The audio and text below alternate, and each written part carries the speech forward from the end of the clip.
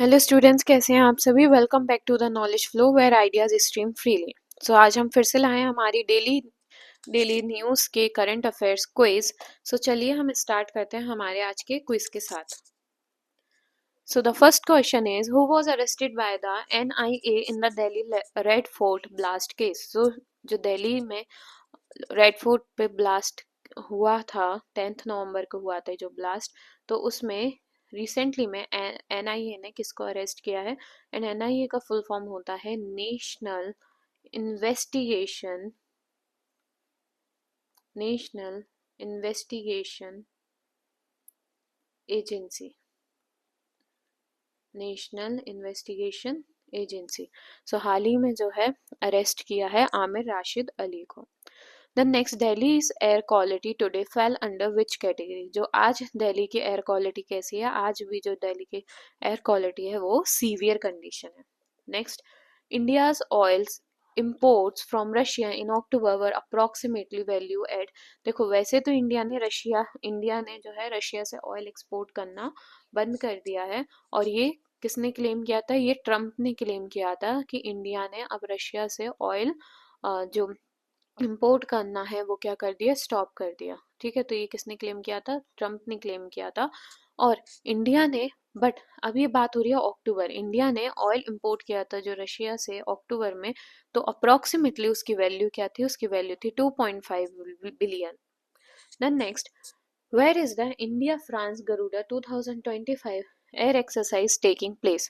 सो basically देखो, air exercise मतलब इसमें क्या होता है, India France Garuda 2025 air exercise में, इसमें बेसिकली जो है वो हमारी एयर फोर्स पार्टिसिपेट करती है। कौन पार्टिसिपेट करता है, हमारी एयर फोर्स पार्टिसिपेट करती है। और ये जो है वो 8th एडिशन है, ये इस फेस्टिव का क्या है, ये 8th एडिशन है इस एयर एक्सरसाइज का। और ये कब से चलेगा, ये जो है वो कल से स्टार्ट हो चुका है, ये 16th नवंबर से स्टार्ट हो चुका है, और ये 27th नवंबर तक जो है वो कंटिन्यू रहेगा। ओके, यानी कि टोटल कितने डेज का है, ये 11 डेज का है। अब ये कहाँ पे हो रहा है, ये हो रहा है मॉन्ट दे मरसान में। ओके, मॉन्ट दे मरसान में। Then next, what stands did PM Netanyahu reiterate ahead of the UN vote. So PM Netanyahu ने क्या स्टेटमेंट पास किया। पहले तो देखो, जो पीएम नेतान्याहू है ये कहाँ के पीएम है, ये इजराइल के पीएम है, और इन्होंने स्टेटमेंट पास किया है नो पैलेस्टीनियन स्टेट, कोई भी पैलेस्टीनियन स्टेट नहीं होना चाहिए। Then next, where the World Economic Forum 2025 annual meeting was held।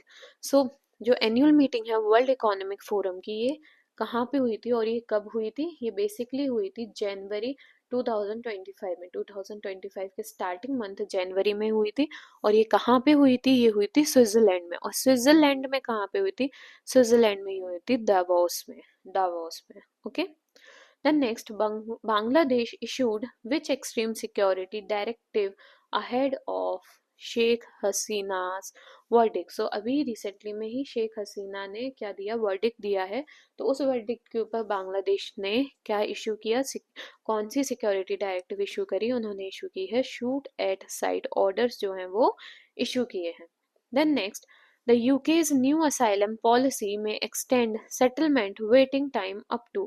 So जो यूके की न्यू असाइलम पॉलिसी है, इनका जो सेटलमेंट वेटिंग टाइम है बेसिकली, तो ये एक्सटेंड हो गया। और ये कितने सालों तक का एक्सटेंड हुआ है, ये हुआ है 20 years तक का एक्सटेंड। कितना, 20 years तक के लिए ये एक्सटेंड हो गया। यूके की न्यू असाइलम पॉलिसी जो है वो 20 years तक के लिए एक्सटेंड हुई है, इसका जो टाइम है वो एक्सटेंड हुआ है। ठीक है, waiting time period. Next question, storm Claudia recently caused severe disruption इन।